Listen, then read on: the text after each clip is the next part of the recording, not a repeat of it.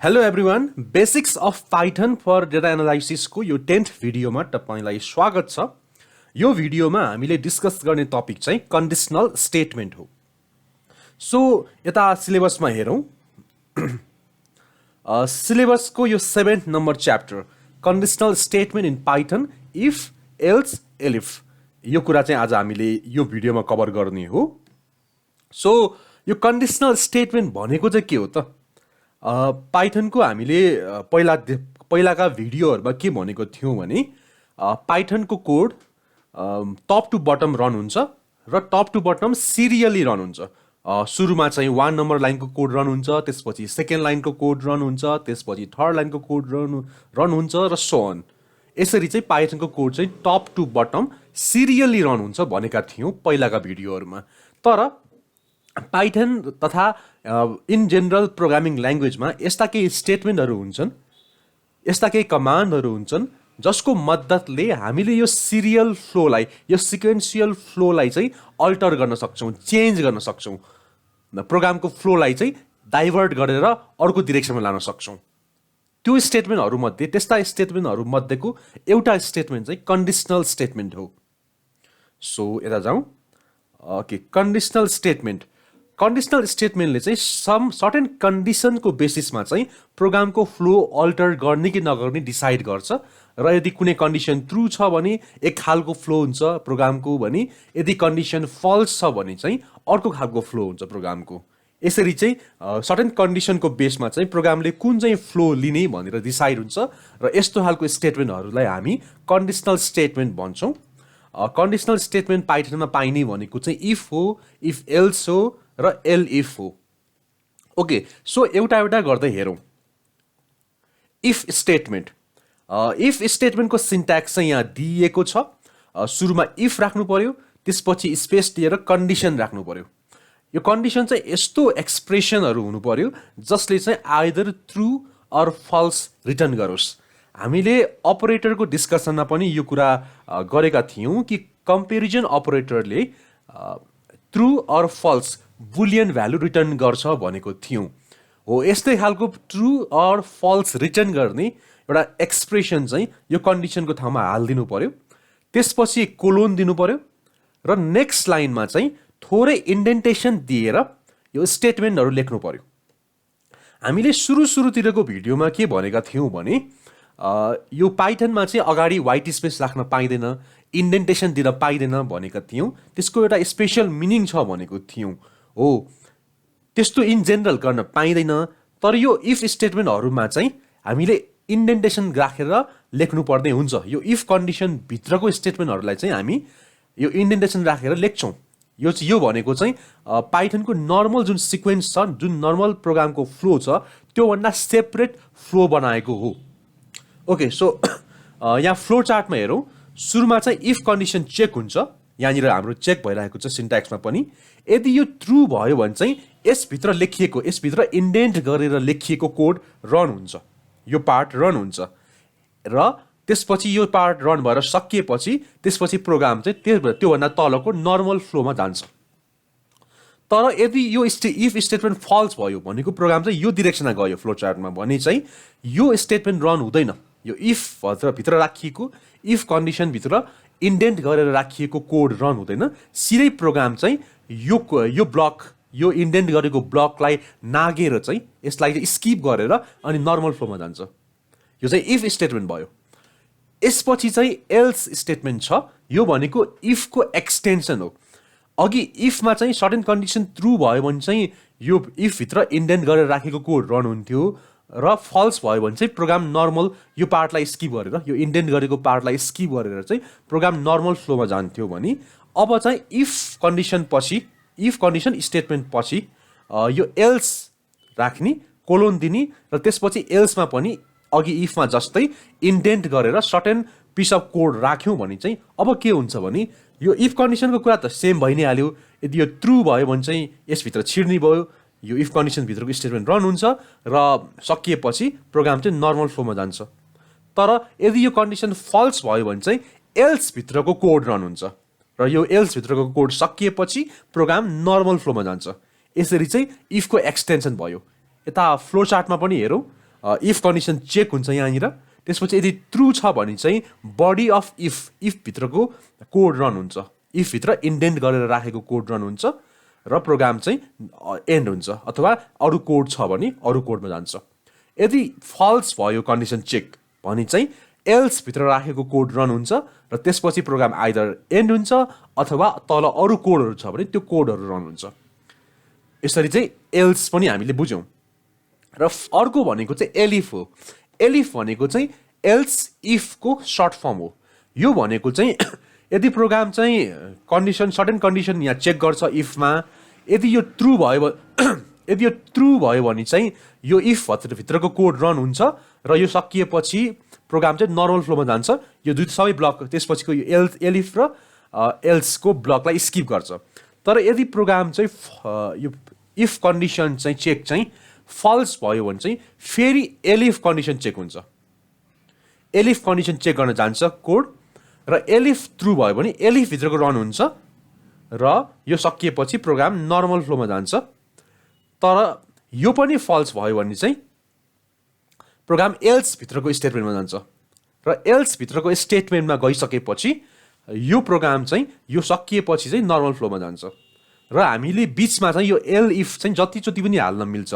So if condition एउटा, अनि statement, elif condition, फेरि स्टेटमेन्ट, फेरि एलिफ कन्डिसन, फेरि एलिफ कन्डिसन गरेर धेरैवटा एलिफ कन्डिसन बिचमा हाल्न सकिन्छ। त्यो हुँदाखेरि चाहिँ वान बाई वान चेक गर्दै जान्छ र फल्स भयो भने मात्र अर्को एलिफमा जाँदै गर्छ। यो फ्लो चार्टमा पनि हामी हेर्न सक्छौँ। सुरुमा इफ चेक भयो, यो ट्रु भयो भने सिधै बडी अफ इफमा गयो। यदि यो फल्स भयो भने फेरि एलिफ कन्डिसन चेक भयो, यो ट्रु भयो भने एलिफको बडीमा गयो र यो फल्स भयो भने चाहिँ एल्सको बडीमा गयो र त्यसपछि प्रोग्राम नर्मल फ्लोमा अगाडि बढ्यो। अब यसलाई चाहिँ यहाँ भन्दा पनि सिधै कोडमा हेरेर बुझ्यौँ भने सजिलो हुन्छ। सो हामी पाइ चार्टमै हेरौँ। पाइ चार्टमा चाहिँ म यसको लागि चाहिँ यो कन्डिसनल स्टेटमेन्ट रन गर्नको लागि म एउटा नयाँ फाइल बनाउँछु। यसलाई चाहिँ कन्डिसनल स्टेटमेन्ट नाम दिउँ। ओके, सो यहाँनिर चाहिँ मैले के गरेँ भने एक्स इक्वल्स टु 10 राखेँ र इफ एक्स इक्वल्स टु 10 राखेँ, print x is equal to 10 राखेँ। फेरि अर्को प्रिन्ट स्टेटमेन्ट राखेँ यहाँनिर, this is the flow of if statement. यसरी चाहिँ मैले सुरुमा एक्स इक्वल टु 10 राखेँ, असाइन गरेँ। त्यसपछि यहाँनिर इफ भित्र कन्डिसन चेक गरेँ, यो कोलोन राख्न नबिर्सिनु होला लास्टमा। अनि त्यसपछि चाहिँ यो इफ भित्रको कोड, इफ यो ट्रु भयो भने रन हुनुपर्ने कोड चाहिँ यो नर्मल पाइथनको प्रोग्राममा यो फ्लोमा लेखिनँ कि यसबाट इन्डेन्ट गरेर सेपरेट फ्लो बनाएँ मैले। र यसभित्र चाहिँ यो दुईवटा यो सेपरेट फ्लोमा चाहिँ यो इफ भित्रको फ्लोमा चाहिँ दुईवटा लाइन लेखेँ। एउटा print x is equal to 10 र अर्को चाहिँ this is the flow of if statement. यो फ्लो सकिएपछि चाहिँ अब म नर्मल पहिलाकै फ्लोमा सकिन्छु भनेको मतलब इन्डेन्टेसन म हटाउँछु र यो नर्मल फ्लोमा फर्कियो प्रोग्राम। अब मैले यहाँ चाहिँ print this is normal flow of program भन्ने लेखेँ। अब मैले यो रन गरेँ भने के हुन्छ? ओके, सो सुरुमा यो पार्ट रन भयो, यहाँसम्म त सिक्वेन्सियली रन हुने नै भयो। एक्स इक्वल्स टु 10 असाइन भयो। त्यसपछि यो पार्ट रन भयो। इफ एक्स इक्वल्स टु 10 हो कि होइन त भनेर चेक गर्यो। यो कम्पेरिजन अपरेटर हो। अनि त्यसपछि यसले चाहिँ अब ट्रु रिटर्न गर्ने भयो यो केसमा। त्यस कारणले यो ट्रु रिटर्न भइसकेपछि इफ भित्रको फ्लोमा जाने भयो प्रोग्राम, यो इन्डेन्ट गरेको पार्टमा जाने भयो प्रोग्राम र यो दुईटै लाइन यहाँनिर प्रिन्ट भयो। त्यसपछि प्रोग्राम यो सकिएपछि प्रोग्राम चाहिँ नर्मल फ्लोमा फर्किने भयो भनेको इन्डेन्ट नगरेको पार्टमा फर्किने भयो र त्यो भनेको print this is normal flow of program. यो रन भयो र यसरी चाहिँ इफ स्टेटमेन्ट चाहिँ रन भयो। अब म यो चाहिँ इफ भयो, यो इफ स्टेटमेन्ट हो। अब म यसमै एल्स पनि थपिदिन्छु अनि यो इफ एल्स हुन्छ। अब एल्स थप्नको लागि चाहिँ यो इफको स्टेटमेन्ट, इफको ब्लक सकिएपछि अब फेरि नर्मल फ्लोमा फर्किने प्रोग्रामको र एल्स हालिदिने। अब यहाँ चाहिँ print x is not equal to 10, print this is the flow of else statement. यति गरेपछि चाहिँ यहाँ इफको फ्लो यति भयो, एल्सको फ्लो यति भयो र इफको फ्लोमा जाने कि एल्सको फ्लोमा जाने भन्ने कुरा चाहिँ यो इफको कन्डिसनले डिटरमाइन गर्ने भयो। यदि ट्रु भयो यो कन्डिसन भने इफको फ्लोमा जान्छ प्रोग्राम, यदि यो फल्स भयो भने चाहिँ एल्सको फ्लोमा जान्छ र यो दुवै मध्ये कुनै एउटा सकिएपछि चाहिँ अनि त्यसपछि प्रोग्राम चाहिँ फेरि यो इन्डेन्ट नभएको नर्मल फ्लोमा जान्छ। यो रन गरेर हेरौँ। अझै x = 10 नै छ, त्यस कारणले यो फर्स्ट नै रन भयो, फर्स्ट नै ट्रु भयो, त्यस कारणले यो पार्ट रन भयो, इफ भित्रको ब्लक रन भयो र एल्सको पार्टलाई स्किप गरिदियो र त्यो यो रन हुन सकिएपछि सिधै प्रोग्राम चाहिँ यहाँ आइपुग्यो। यो तल देख्नु त तपाईँले तीनटा लाइन। अब मैले x = 11 हाल्दिएँ भने के हुन्छ? अब चाहिँ यो इफको कन्डिसन चेक फल्स भयो, त्यस कारणले इफको स्टेटमेन्टहरू रन भएन, स्किप भयो, तर एल्सको स्टेटमेन्ट रन भयो र यो पार्ट चाहिँ प्रिन्ट भयो। Print x is not equals to 10, this is the flow of else statement. अनि त्यसपछि यो सकिएपछि चाहिँ प्रोग्राम नर्मल फ्लोमा फर्कियो। This is normal flow of program. अब मैले यसमै एल्स इफ हाल्दिन मिल्छ, एलिफ हाल्न मिल्छ। एलिफ फर्स्टली यो कन्डिसन फल्स भयो भने चाहिँ यो कन्डिसन चेक फल्स भयो भने त्यसपछि फेरि कन्डिसन चेक गर्छ x = x ल ग्रेटर देन 10 गरौँ। ओके, यदि x सुरुमा चाहिँ x = 10 चेक गर्ने भयो, यदि यो फल्स भयो भने चाहिँ x 10 भन्दा ठुलो छ कि छैन चेक गर्ने भयो।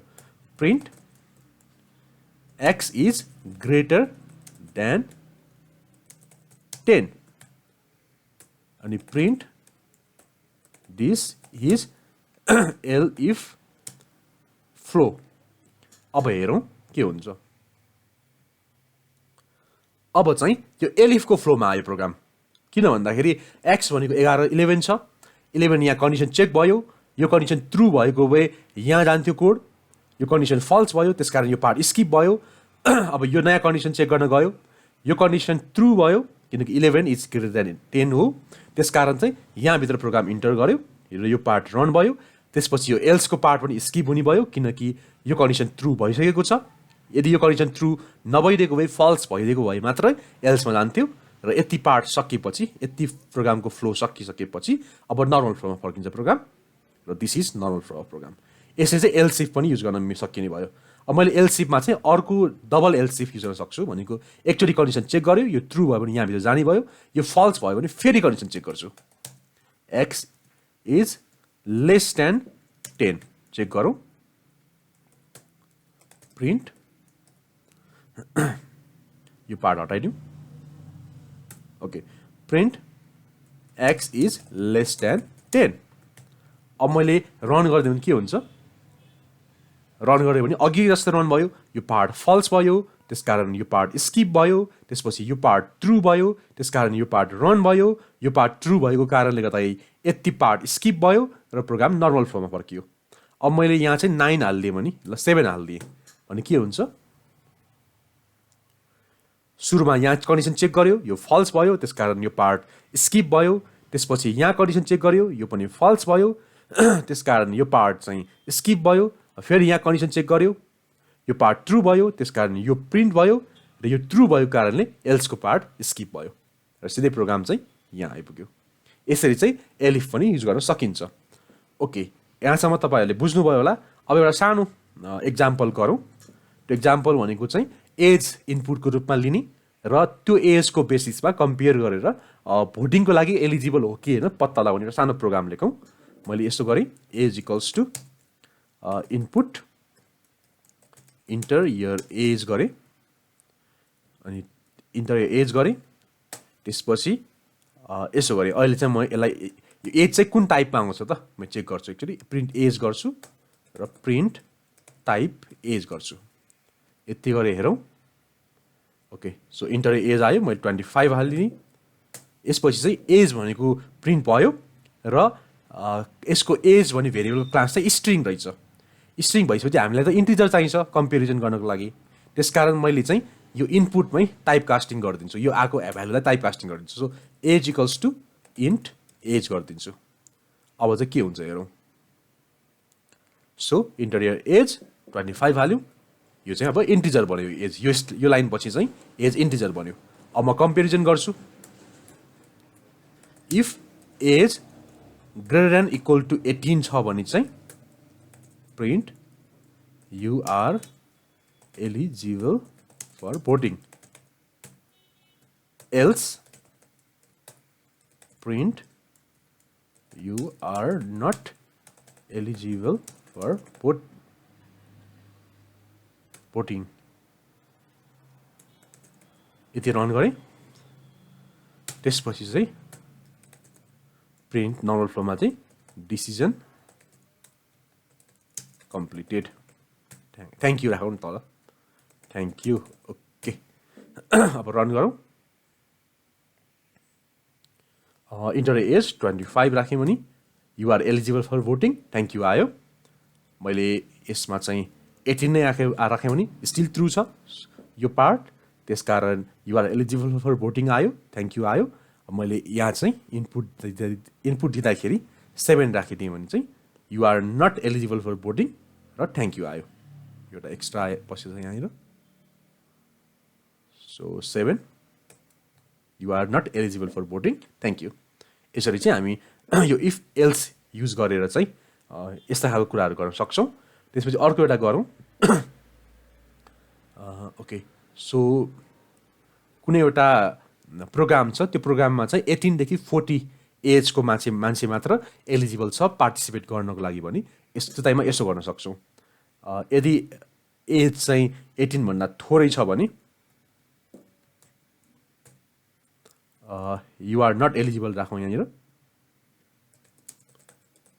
18 देखि 40 सम्मका मान्छे मात्र एलिजिबल हुने खालको एउटा प्रोग्राम छ, पार्टिसिपेसन हुन एलिजिबल हुने प्रोग्राम छ भने त्यसको लागि एउटा प्रोग्राम यहाँ लेख्नु पऱ्यो, एउटा कोड लेख्नु पऱ्यो भने म पहिला सुरुमा एज चाहिँ 18 भनेर सार्न सक्छु चेक गर्छु, अनि यदि यो छ भने यो अरू के हेर्नै पर्दैन, युआर नट एलिजिबल। तर छ यो चाहिँ फल्स भयो भन्नुको अर्थ त फेरि के चेक गर्नु पऱ्यो, else if age is greater than 40 भयो भने त्यो टाइममा पनि यु आर नट एलिजिबल, र एल्स 18 भन्दा सानो पनि छैन र 40 भन्दा ठुलो पनि छैन भने चाहिँ यु आर एलिजिबल।